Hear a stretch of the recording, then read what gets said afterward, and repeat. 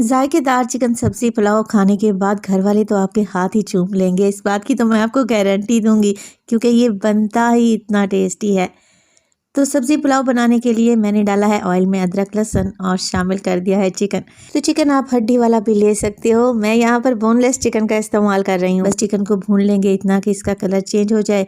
जैसे ही चिकन का colour change हुआ डाल देंगे इसमें हरी मिर्चों का पेस्ट और सोया सॉस, नमक शामिल करेंगे, काली मिर्च का पाउडर डालेंगे और इसके अलावा मैं चिकन पाउडर का भी इस्तेमाल करूंगी। तो बस जी कुछ भी नहीं करना, आप लोगों को जायकेदार पुलाव खाना चाहते हैं तो ये आसान सी रेसिपी एक बार तो लाजमी ट्राई करें।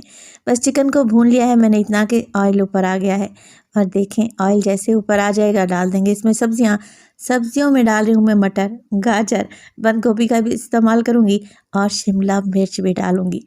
सब्जियों को भून लें सब्जियों के ही पानी में। यहाँ पर आप लोगों ने पानी डालकर गलती नहीं करनी। 4 से 5 मिनट के लिए सब्जियों की अच्छे तरीके से भुनाई करें। तो सब्जियों को भूनने में देर ही कितनी लगती है, फ्रेश सब्जियां हैं जल्दी से भूनकर तैयार हो जाएंगी। 3 से 4 मिनट में ही जब ऑयल ऊपर आ जाए तो डाल देंगे इसमें चावल के लिए पानी। अच्छा, चावल को मैंने पहले ही भिगो कर रख दिया था। पानी डालें, कवर लगाएं और यखनी में बॉयल आने दें।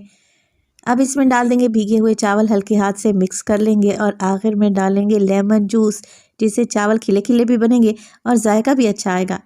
कवर लगाकर 15 मिनट के लिए दम पे लगाएंगे और मज़ेदार सा जायकेदार चिकन सब्जी पुलाव तैयार है। लग रहा है ना टेस्टी।